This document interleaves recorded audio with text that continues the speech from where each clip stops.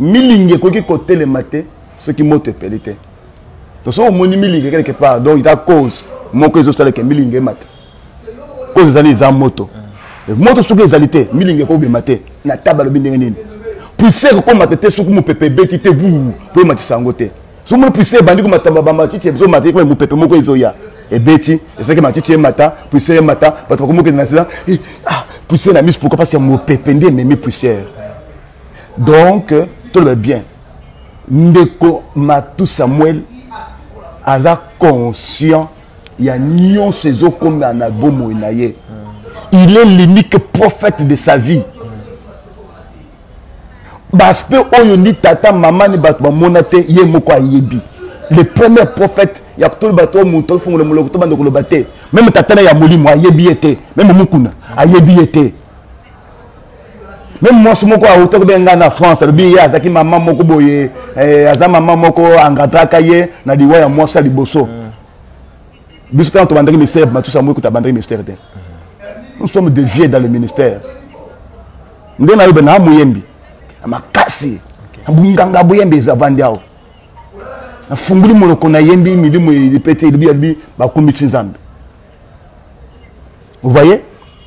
Donc nazo yebisa yo ndeko Matou Samuel aza prophète ya vinaye conscient ya nyonso zo komela ye ya mwasi ya liboso ya mwasi ya mibale sko ya misato. Pourquoi koko fisa baska ndenge wana baswa bandoki bali waka kuboma ye ou bien ye azana mauvais sort ndezo tindenge kwa na baso ya bongo ya balelo bi bakufi pendant kaza mwana nzambe atambo na nzambe alela na nzambe aluka nzambe.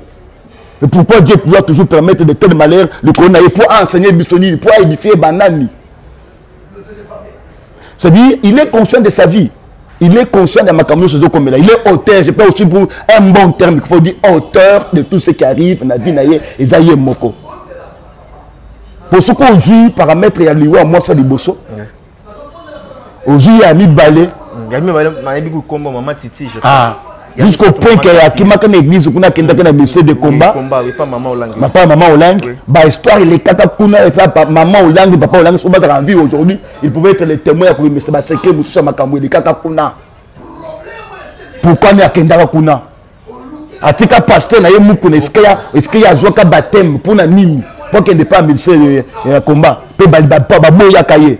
J'ai suivi Nazanango Aou. Il y a le lingue, il y a Makambo de Kaka, il y a l'lingue pour Nazo Sambelaye, pour Nazo dans l'église, pardon, tout le monde, c'est Nazanango Aou. Alors bientôt, là, je vais bien préparer ça pour la Sango, sur Internet, dans Baulanda, Ndenge Makambo Kendaki, Nandenge Aliwa, moi, il y a un coup, moi, ça, le Baka, Liwaya. Donc, moi, ça, mon aïe, Bazo livré, il y a déjà la Kindo, sur Bakala Lingité. Nazo condamné par pasteur, vous n'êtes pas de Dieu. Dieu, quand Dieu veut sauver quelqu'un, pourquoi il y a une révélation pour les oppositions, pour les oppositions. Alors, ce que vous avez le canton, vous avez conseil à Moutoumoutou, tu tombes dans le piège. Donc, ndeko oyo makambo ekomela ka basi nyonso oyo de lo ekomeli moi sasuka. Ye moko aza prophète avina ye. Aza mwana côté ya Selembao. Alors moi la côté Selembao. Ya yebi muninga na yo babanda ko vendre na ya côté Selembao. Non na yebi. Ye ayebi muninga na yo babanda ko vendre na côté Selembao. Waza ki tremper na makambo ya ba magie. Wana zo ba ye na Matou. Ye Matou Samuel kasi. Ayebi muninga na yo bato bazaki ko vendre na ye babanda ko vendre na bango côté Selembao. Ba yebi place wana babanda ko kende côté Selembao. Ye ayebi. Donc muninga na wazaki magicien. C'était un magicien. C'est pas la Selembao. Matou a grandi dans Selembao. C'est pas la Selembao. Vous voyez? Aïko bongo le moteur malbika azo sambela. Akomi koyemba. Tobeta maboko, tobi kaza muyembe azo yembela nzambe. Ngai moko, je peux dire que je suis parmi les fanatiques qui a Matou Samuel. Comme j'étais aussi défenseur il y a Moïse Mbia. Moi dans cette ville Bambata Bando Bayo, Moïse Mbia mutapé ça ka bongo pour le belakaye. Non, quand il y a cause, il y a malam, il faut que le belango. Mais quand il y a cause à ma bé, papa ngana ko la tete na ko kanga muno ko te pona loba. oyo koya eya pendant que azo préparer pour kende na fille du sud pour kende vendre la bande c'est donc Matou Samuel atindaki maman uta wap on attend fille du sud déjà na Lubumbashi lobi na zo déjà fille du sud ndé moi c'est lobi oh moi mon bel abissé bon mais papa awa likambu les oleka kuna oh awa to mwana moi muso awuti na poto aza awa déjà azana ndako na yo to tuni papa lobi we bino na yo boso bokabwani oyo ndé moi na ye to na tuni pe banda mwana ya boso azana le pan lobi oui c'est normal de moi ça bimi na poto na Lubumbashi azu avion na bana akiti tanga akiti akuti Matou tala bien utala film rien Matou na kata ndako na moi si wana na ndako ado le lelo molia akoya bato bakoya moi so na bimi yo bima kaka awo Matou abimaka te na film wana so la ni bien film wana donc abimaka te c'est pas moi qui passe, c'est la femme qui est morte. Oui. Vous voyez? Voilà. Alors, quand vous êtes moi, ça bande de valet. Alors, Billy Kambo, on a solo Bamakambo ya Kulukotate, Azamu Balonga na vendre naye. Nebi Nane, tu banda vendre naye, banda Kobanga Zambete. Qui peut connaître bien l'homme ou la femme? Écoutez ce qu'il s'est dit. Nul ne peut connaître le père si ce n'est que le fils qui est avec le père. Amen. C'est le fils qui peut connaître bien le père et le père peut connaître bien le fils. Qui peut connaître bien le mari si ce n'est que sa femme. C'est la femme qui doit bien connaître le mari et le mari doit connaître aussi bien la femme. Pourquoi? Parce qu'il faut même corps. Comme il faut bailler banane, baonde baza ba prophète bayebi makambo le kakananda. Ne to za to za la baningi makambo ndaka na ko yebangote. Mais moi ça ngandi akoyeba. Donc selon ngana ko bimalo na bimiti bosa bandimi bien na otu côté ya na quelque part na beti moi boss na ngana beti moi masanga na beta moi diamba sur le côté na zoto nana ko kango moi si auto partager ndako ko so papa o so le boye izandingi ni tingana no bayanga moko no bayanga moko ba bato ba sala ba masumba ninga te ko masumba na bango. Moi un jour nous sommes allés dans une fête. Quand tu es na fête tu fête sili ba pesa biso moi 20. Mais ça qui fait moko ya ko kangate. Mais viens on est na solo. Quand l'Américain moi viens on moi mouké et tu na solo na monoko. Quand je suis arrivé à la maison, c'était en 2002. J'étais encore à Lemba. Na pat. Alors on a continué na moi papa. Oh mo sona l'occasion ça la nini. Mais ça nini. Tout de bandé na Darwan. Oh na zo ko solo moko ya masanga. Mais na zo ki 20 moko boye na fête iske to kendaki. Non, comme on a fait, on a moins qu'à 21. J'étais obligé le matin pour aller avec sa femme, na biscuit à fête, pour aller avec sa balak, sa biso, 20 euros, bah, pesa biso à faire, atali ango, lumbi, et puis il y a un solo niango. Pour yo, na tikala ko yo kayo na solo ya 20 na monoko. Parce que les coups de ça qui ont mis comme moi, 20, mais na que mouké pamba, ils ont la fête, mais ils ont pu faire mon koya, pourcentage de BDT, moi 1%, sur combien, ou ils ont pu prendre la couleur, TPT, moi, snanga. Vous voyez, qui peut connaître très bien? Est-ce que Mundi Mamouna Kango? Non. Mais moi, c'est c'est la femme qui connaît bien l'homme et l'homme aussi connaît bien la femme parce que Bazo partageait intimité, ni ba parents, ni ba ninga, ni ba ko participer. Donc selon vous, tout ce que maman Kapi non, il a dit de la vérité. Tout ce que maman Kapi avait dit. Alobi vérité. C'est la vérité de la femme. Matou, Bakisi, Matou. Aloba bo, Aloba, Abimakana Mini. C'est la femme qui a dit non. On a dit Abimakana Mini. Akende wapi? Na cimetière. Est-ce que moi qui parle? C'est vidéo les gens. C'est la vidéo, oui. Abimakana minu, na mona comme minu boy abimi, na lanterne na sima boye, azate. Na tone mais yo pourquoi mi konyo su minu obimaka. Na mutu ko kenda ka wapi. Na masolo, ndenge mo ça sera ka masolo landela comprendre que les assistants ma bateau ba kenda ka na ba loge à partir de 1 heure, il faut attendre. C'est comme un témoignage à un pasteur élevé dans cette ville. Na ko tan ko mbona Yesu na ko tan ponga tan o na ko passa bango to balekisi maliki nombo ya bato azana le pont ngo ya china ngumba asumi na ngumba chindi kuna moi ya mobala saka wana wana pasteur père to lobela wana to ya mais son petit frère dans c'est quelqu'un que nous avons des relations mais yende mutazaka cardia le pont wana mutu moko ko ta le pont wana te mais akendera kuna na 1 heure du matin Najip, et tant qu'il Najip, Najip, soit Kiti, à la moi, ce mot ya pembe métis à Kitanaye, beaucoup de chambre, beaucoup de nasima. C'est son frère qui a parlé. Ah, d'accord. Mais tant que la moi, je suis en train nasima, ou zo kanenge ba ce qu'on dengue que le abayibou. Oh, mais quel loin de pendant autant de heures après avec qui. J'ai compris que mon frère a donné quelque part. Tu vois? Voilà. Alors, c'est le même système. Il y a un mois ça à repérer. Comment me connais so 1h du matin, mutu abimina mutu kake akendeka wapi. De mois ça le bi. Naï, moi c'est mutu. Toi ça que ma recherche na ya prouvé que akendeka na ce métier. Mais après la vidéo, avec ça là, avec démentir. Non non, écoutez mon frère, écoutez. Voilà. Avec démentir tout le monde a une vidéo. Non, il y a monnaie de démentir. Dans des vidéos, il y a eu une réconciliation. De mois ça le bi, na moni aningi a livré ngai. Deux, moi ça dit, na mona kati dinga malade. Oui, malade. Atinga malade, mais moni malade yango côté outate. Na luka malade ou uti wa pe famille na biso ezakate. To moi na bonzambe na mabolongo na ye, tanga zo sambe. C'est ce que moi ça dit. Nzamba azu ba révélation de malade oyo, yende mutazo tindire malade wana pour bomaye. Et donc moi ça doit déjà engagement à kotika. Abi ateka le pango po to tonga na ipo ngana yakena mbongo nanga, abalaka ngana mbongo nanga. Na zumbo nanga na teka ka mutu nanga to zumbo to bandi to nganda ko ateka na to ganga pa na kende nanga. OK. Sur le pasteur, ba transambe ne ba to ba mona ka non, ne faut pas divorcer, bon vanda. Mais de l'autre zawapi. Ba obe so le se mosa na zonga so mosa ya nani. Et est mort. Ma toi ko za suna otas parce que azana mobile azana na nyoso mobile ezate zote ma kulo ka moi musu so ba tia ndako. Mais au moins na ba tsaline akenda ki pour moi il a fallu divorcer ce matin pour que sa vie soit sauvée. Tout le frère Patrice a raison parce que à Belélara déjà que Matou Samuel doit se divorcer avec cette femme. Mais non, Patrice lui avait dit ça pourquoi? Après ça, il pas dans acte où on a c'est pour ça qui a l'obéi à 5 qui divorce. Voilà. Alors qui divorce, il faut se faire ça là. Mais bah pasteur il y a assez cas bango ko paka mukuna na bato mususu ba ça ka intervention non li ba le ko faté nzongela.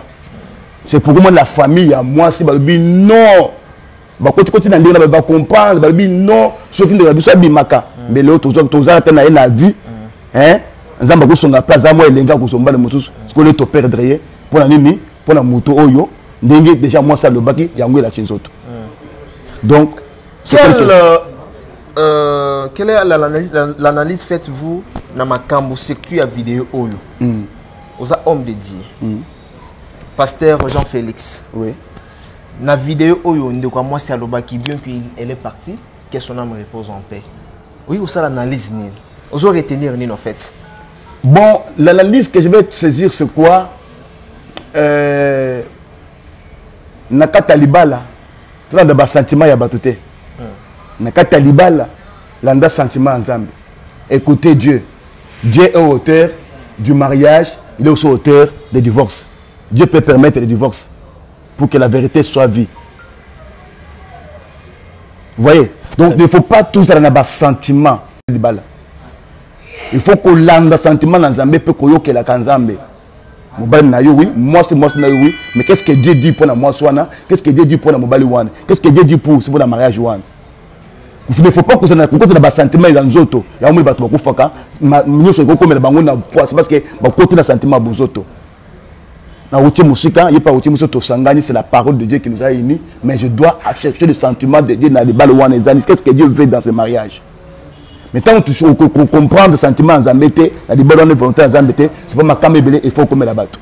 Ma cambo oyo matu Samuel la zokuta na ngo eza ba preuve on Zamba zo la que atala na munene ya kundima ya matu Samuel parce que là ozoloba a ozo évoquer tous on a un schéma ya Bible tout monde yango même ba Zacharie oyo combien de fois n'est-ce pas tout monde a tant de souffrances au bamba les cas même Joseph. Enfin, quand nous prenons le type de Joseph, oui. La souffrance de Joseph était une souffrance prophétique. Oui. Qui a été déclarée par son peuple. Déclarée d'abord. Quand nous commençons de la déclaration de Joseph, Joseph, une très grande arbre qui s'élève, qui va monter jusqu'au mur, aller au mur, aux espaces des voisins. Vous voyez? Et Joseph vit nailler dans sa première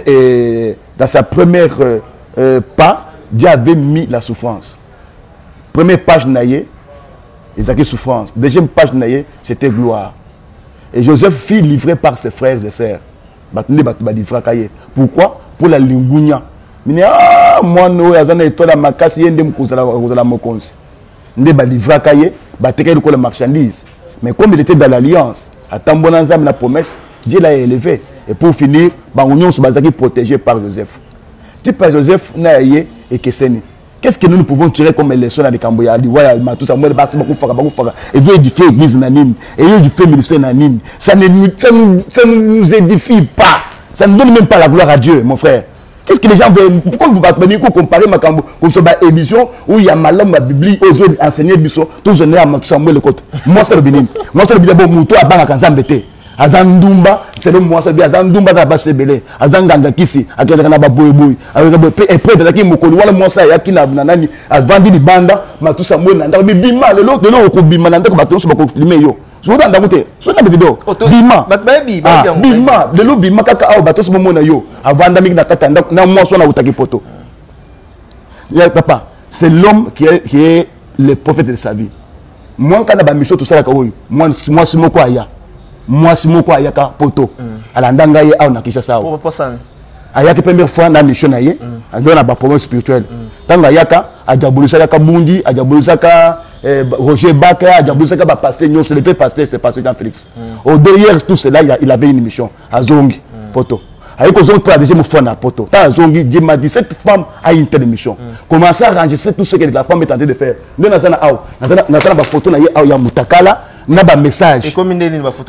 Voilà. Voilà, je vais te démontrer des choses. Donc, il faut qu'on y ait. Samuel. Je l'aime beaucoup. Voilà. C'est un bon chant. On a 20, 30 chantons. On va bloquer, oui. On est déclaré, oui. bien, donc je l'aime beaucoup. Mais ngai mbindu nde na boyi mbindu to mbindu nde na boyi papa mbindu atazo tata mama na ngai mbindu sinyo chez mbindu kindumbe zaka mbindu mbindu zaka kisite mbindu ta kindumbo za mbindu est-ce que keri za mbindu asenga pardon pratika na ekala mais voilà les conséquences. Qu'est-ce que je vais dire autour de ça? Je dis ceci, makambo ese komaki pour ndeko na biso. Mes condoléances à la famille. La mort est humaine. Et c'est la même pour la bataillon. Quoi que cause et kokoya, et il y a des causes différentes. Mais ce que nous disons par rapport au témoignage, moi ça témoignage, le loyo makam moi ça le bakinde kokisaka. Que aninga livré nga, moi ça le bakinde wan. Aninga livré nga na bakis na yebo chika nga na kende. Bato ba suppléer à vendre. Le loyo akufi. C'est-à-dire que moi ça a ça profiter ça tout makam bolinga là. Soka landa ka voix wana aninga kufote. Donc voilà ndaki ba voix ya bateau, alandi bateau de makambo yo et komelié. Voilà, qu'est-ce qu'il faut faire maintenant parce que peut-être ceux qui bakundi to leki anemo ko anemi ami balé aza quand même mutu oui aza na mafuta na mai aza na futa na mai akokipe ko bala moi c'est monsieur. Qu'est-ce qu'il faut faire pour ba préjudice makamba boy et ya tenga na lobi boy ndeko ye moko aza témoin ya vie na ye. Soki makambo nyonso misato ezokomela na famille na ye basi bazokufa soki ezali ye na likambo moko boye asali ye nda za témoin ye nda conscient ye nde prophète ya vie na ye bafota akotaka na noir yo ozalaka te ta akotaka na wese yo ozalaka ta akende kosuba yo ozalaka te azalaka ye moko ta akotaka wese azalaka ye moko ta akotaka na jipe peut-être na minuit wanta mwasa de bazobe allume na minuit okende na jipe yo ozalaka. Alors il est témoin de tout ce qui arrive, il est conscient de ce qui arrive. Ceux qui n'ont pas conscient, il est temps de se repentir. La Bible dit, revenez à moi et je reviendrai aussi vers vous. Donc, il faut qu'on y ait. Samuel. Je l'aime beaucoup. Voilà. C'est un bon chant. On a 20, 30 chantons. On va bloquer, oui. On est déclaré, oui. bien, donc je l'aime beaucoup. Mais ngai mbindu nde na boyi mbindu to mbindu nde na boyi papa mbindu atazo tata mama na ngai mbindu sinyo chez mbindu kindumbe zaka mbindu mbindu zaka kisite mbindu ta kindumbo za mbindu est-ce que keri za mbindu asenga pardon pratika na ekala mais voilà les conséquences. L'établissement Safe Choice General Trading. Nous sommes localisés à Dubaï et bien également à Kinshasa sur GB. Vous pouvez nous contacter sur l'adresse ci-dessous. Notre entreprise a le but de guider toutes les personnalités du monde entier, toute la diaspora, tous les Congolais qui désirent visiter Dubaï, qui désirent faire des achats à Dubaï, sans pour autant voyager vers Dubaï, les achats sur commande, les achats de voitures, les achats de pièces de rechange. Nous sommes là pour vous guider. Établissement Safe Choice, nous sommes votre guide touristique à Dubaï. Lorsque vous voulez venir en famille, visiter Dubaï, le vrai Dubaï, n'est pas seulement visiter le marché de Dubaï, visiter Dubaï de toute son entièreté, contactez l'établissement Safe Choice General Trading. Si vous voulez obtenir vos visas pour Dubaï, les visas dans moins de 48 heures, contactez l'établissement Safe Choice. Pour vos questions de conteneurs de Dubaï, Boma, Dubaï, Matadi, Dubaï, Kinshasa, nous faisons le fret pour vous et la douane pour vous. Nous sommes aussi votre guide si vous voulez investir à Dubaï, acheter des appartements, investissez en termes de projets de rentabilité, les projets de factibilité à Dubaï. Nous sommes la voie la plus sûre pour vous guider. L'établissement Safe Choice, la voie la plus sûre, la voie la plus crédible pour pouvoir visiter Dubaï, faire des affaires avec nous. Merci de nous avoir contactés. Bye bye.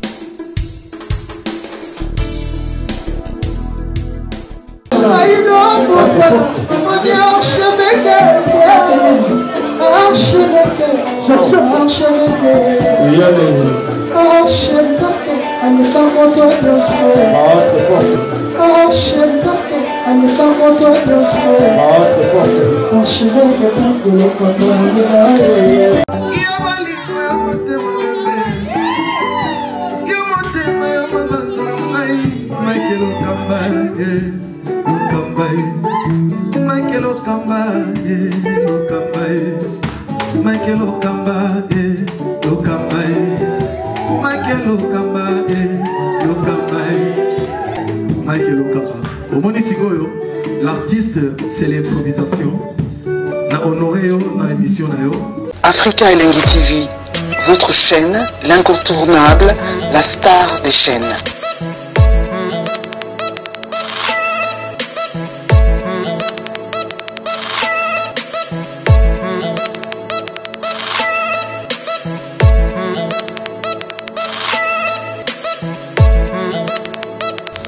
Africa Elengi TV, la magie de l'info.